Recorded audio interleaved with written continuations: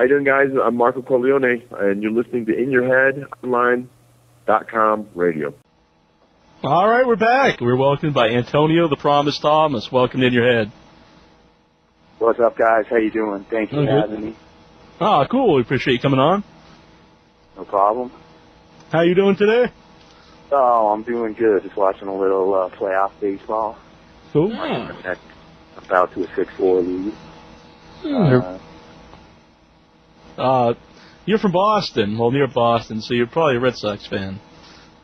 Unfortunately, I am. Yeah, I'm from Springfield, Mass, which is about an hour west of Boston. So, first half was looking pretty good for us, but then injuries and no trades at the deadline kind of killed us. So, that 5-game sweep just put us away by the Yankees in August. So, like they've been saying for the last 100 years, it's always next year. So, everybody knows.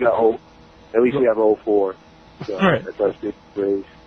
Everybody know they can check out your website at antonio-thomas.com. I think that's a dash. Dash hyphen either one. Right. Antonio-thomas.com. Mm-hmm. It's my website. It's got all my upcoming dates and any other info. And my web mistress Andy does a great job with it, and she's always working on it, toying with it, and updating stuff, and adding new things, new pictures, and it's going good. I also have a MySpace at myspace.com/PromiseAntonioThomas. Cool. Do you enjoy the MySpace? I do. When I first joined, I had a lot of friends and a lot of people telling me it was going to consume my life and I would never get offline because I'd be spending 24 hours a day on MySpace. But, I mean, it's a good way to keep in contact with people you might not otherwise speak to on the phone or see. Mm-hmm. I enjoy it. I mean, like I said, keeps you in contact, but I don't, I'd rather speak through IMs or over the phone with people, so, I have people yelling at me all the time, so I'll leave them comments or picture comments and stuff, and I'm like, how come I'm on your top 8? What's that? Yeah, I hear that. So I've expanded to my top 24. So I got like 1,200 friends. So yeah, it makes it possible to find them. It's not like I can go take a little of my time if I went leaving comments and messages to everybody. Right. So I try to answer stuff as as much stuff as I can. So, yeah. But I enjoy it. We got a caller here. Who is this? It's LTNA fan from the chat room. Oh, cool. This LTNA fan. He's from Portugal. Yeah. Oh, cool. Portugal. Yeah. He's got the Basque Rootin accent. Shut up. That's a compliment. All right. You got a question? Yeah, I got a question for Antonio. How are you doing? Okay. That's your question? How are you doing? No, it's not the question. I just forgot to ask. My real question is, I was wondering if you ever worked with... You have a fake question? No. Oh, man. I'm sorry, bro. Go ahead. I'm sorry. Okay. I was just called to ask you if you during the WWE, when you were in WWE, if you worked with Kurt Angle, and how it was to work with him, and what do you think of him being on TNA now? I never had the opportunity to work in the ring with Kurt Angle. We were on Raw for quite a while together, and had the chance to speak with him all the time and get input, and he's always there for advice and to offer his advice to us, and that alone is invaluable. And unfortunately, I never got the chance to work with him yet. Hopefully, in the future, you never know. As far as him going to TNA, it's definitely a big acquisition for TNA. It definitely has people talking, and wish him nothing but the best of luck there. And I think he's going to do great there. There's a lot of interesting matchups that will present themselves. Samoa Joe, AJ Styles, so you got to look forward to that. Definitely. I'll look to help. Oh, go ahead. You go on, man. You had another question before I let you go? No, You have a big question now? Yes, the fake question. I'm going. Can I go now? Yeah. All right, man. Thanks, man. Have you ever had any talks with coming into TNA? Yeah, there's been some contact there, and hopefully, you never know, in the next, very near future, you never know where myself or where the Heartthrobs will be popping up. So definitely stay tuned. But there has been some contact. So you still do it tagging with the Heartthrobs on occasion? Yeah, absolutely. Me and Romeo still team up. We do a lot of single stuff, but we love tagging as well. We love doing a little bit of everything. Singles, tags, working heel, babyface. There's not many tag teams out there, good quality tag teams, and to not tag and take advantage of that would, wouldn't be too wise. So we just teamed last weekend up near Boston, and it's fun. It's we're a little different than how people know us. We're kind of how we were when we first started. We're just kind of a little more of ourselves, but we don't really do the dancing and the heartthrob stuff. But I think people would enjoy seeing us the way we are now, especially our work in the ring, because it's. How long you guys been tagging? Well, we started with the same trainer here out right near Springfield, Mass. I believe Romeo started a few years before I did, and we met at the ring. And first day we met, he was like, "Hey, we should be a tag team together." And of course, at this time, I was just a couple months in learning to take arm drag, so I was just like, yeah, whatever, that's cool. And then a few years later, we started teaming for a local promotion here in New England called the EWA. And we only teamed for a few short months, but and then we both headed out to OVW, and we picked up teaming there.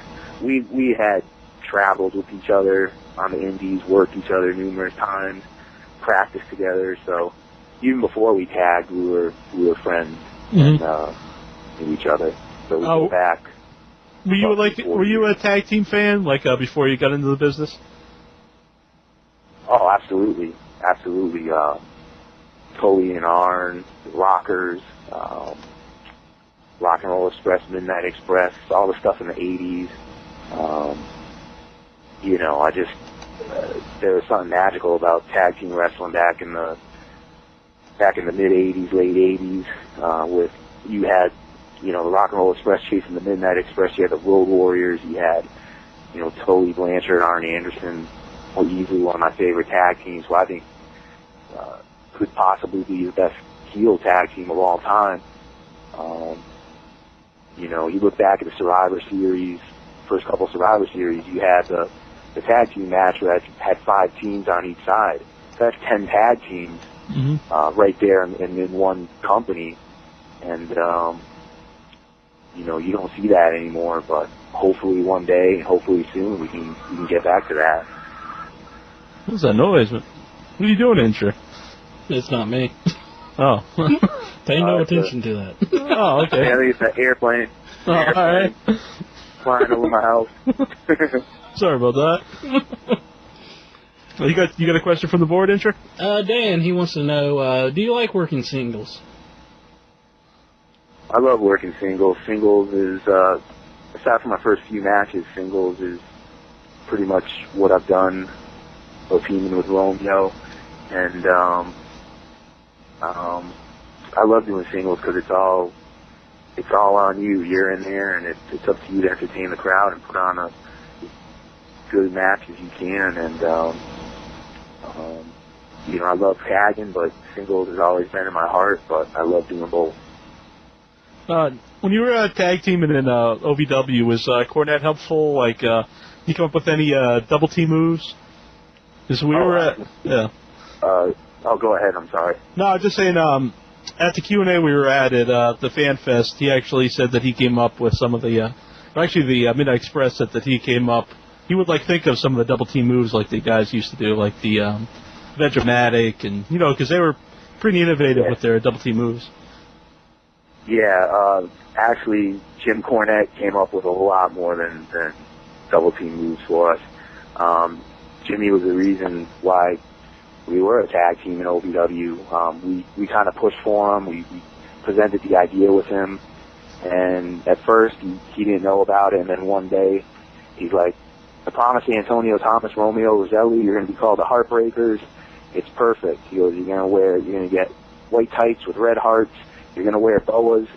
You're going to be the Heartbreakers. It's perfect. I love it. I've been wanting to do this gimmick for 20 years, and now I'm doing it." And Jimmy, man, if it wasn't for Jim Cornette, there wouldn't have been a Heartbreakers / Heartthrobs. Mm-hmm. Man, so much of what we did in OVW, the credit goes to him. He gave us the ball to go out and do, what we, what we wanted to do, and we just kind of ran with it. And then he always was there with his input and his feedback, and he's one of a kind. But man, we owe so much to Jimmy in terms of our gimmick and our character and our development in the ring. Mm-hmm. Did he ever think about putting like a manager with you guys? Maybe. Absolutely, we had a manager in OVW, Mo Green, and most people, obviously he didn't get brought up with us when we got called up to WWE, but Mo Green was like our Molina. There's no M&M without Molina, and at the time we didn't see a Heartbreakers without Mo Green, so he was pretty much the third Heartbreaker, and he was like our Jim Cornette was the Midnight Express. Right. So he definitely added another dimension, and he was certainly our mouthpiece a lot, even though we cutting crazy promos and vignettes was one of our stronger points down in OVW. Mm-hmm. I was supposed to say Eric Langley says hello. Oh, Eric Langley used to be the trainer down at OVW. Tell him I said, hey. Cool. Yeah, we had him on the show a few weeks ago. It's pretty cool. I'm going to send me some athletic tape. I'm running a little low. I'll let him know. Oh, man, tell him I said hi. Do you prefer working heel or face? I like both. But you have a preference? Both the same. Is it? Yeah. It's fun getting cheered or booed as long as you get like some kind of reaction. You know what? I probably like working. If I have to pick one, I like working babyface as a singles, and I like working heel as a tag. Mm-hmm. But I like doing both. I mean, it's really pretty much apples and oranges to me. But I guess if I had to pick one, I like being a babyface as a singles, and tagging. We definitely love being heels. What are some of the teams you'd like to work with that you guys never have yet? Let's see. I mean, obviously you get teams now like LAX, Christopher Daniels, AJ Styles. Never had the opportunity to work with Brian Kendrick and Paul London. Never had the opportunity to work with the Briscoes. We worked M&M, members of the Spirit Squad, many times in OVW. The Tolans, who later became the Dicks. So a lot of the teams that are there now, we had the opportunity to work. Would have liked to work. Got the chance to work Rob Conway and Sylvan when they were La Resistance. But also, we're big fans of Hoff and Benjamin when they were teaming. Yeah, definitely. Yeah. Team Money from our... I'm sorry. Oh, go ahead. Team Money from our message board. He wants to know what made you a fan of professional wrestling before you actually entered the sport. wow, probably when I was 8 years old, getting caught up in Hulkamania and, you know, probably around 86. I remember Saturday mornings watching Hulk Hogan Rock and Wrestling, and I was like, hey man, what's this, you know, seeing it on MTV, and, you know, what's all this buzz about? So I started watching it, and I became addicted right away. And then as I got older, seeing Ricky Steamboat, man, that's what did it for me. It made me say, I want to do this. I want this to be my job. This is what I want to do the rest of my life. And seeing him, and then Shawn Michaels, you know, Ric Flair, Brian Pillman. I love Brian Pillman. You know, so many guys, but you know, definitely started off, you know, living and dying with every Hogan match, and then, you know, Ricky Steamboat and Shawn Michaels are the two guys that made me say, this is what I want to do with my life. Did you ever get an action figure? That's a strange question, because we got scanned for action figures, and a couple months ago, someone sent both myself and Romeo an email saying, hey, did you guys see your action figures? And we're like, well, we never had action figures. And he sent us a link to eBay that had, it was about a pack of 7 different wrestlers, and 2 of them were Romeo and Antonio. So I guess there's probably demos, but you know, I don't think they were ever marketed, but it sounds like there's a couple heartthrob figures out there somewhere. So, but I've never seen them in stores, so I do not think they were ever officially made. If they're out there, I'm sure they're probably just demos. You got a question from the message board, Incher?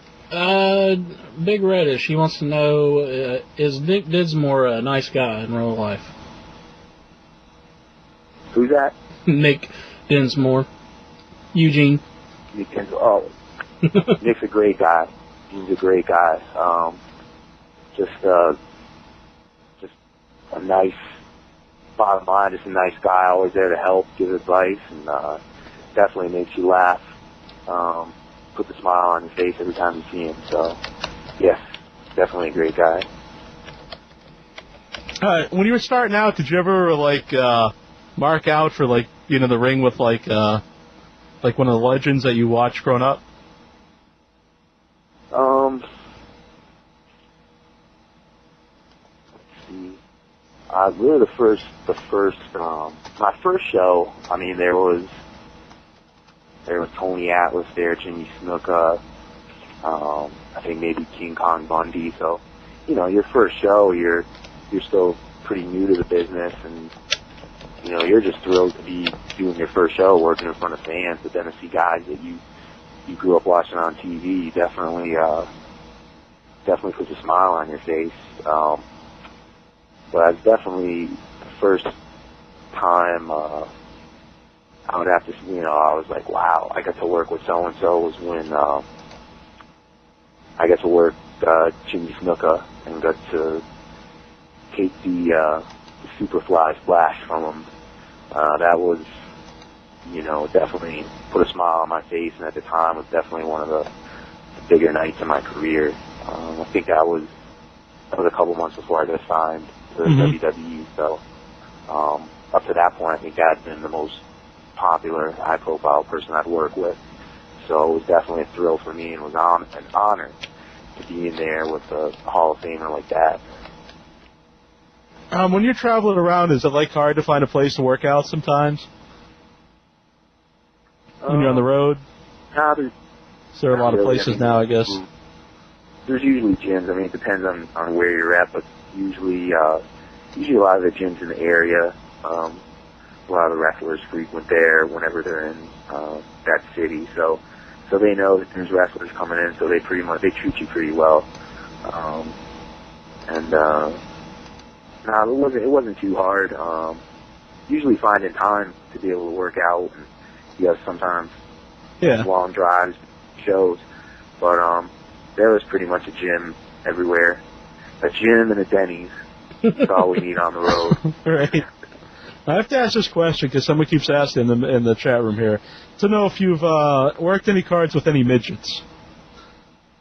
I don't know why I want to know, but right.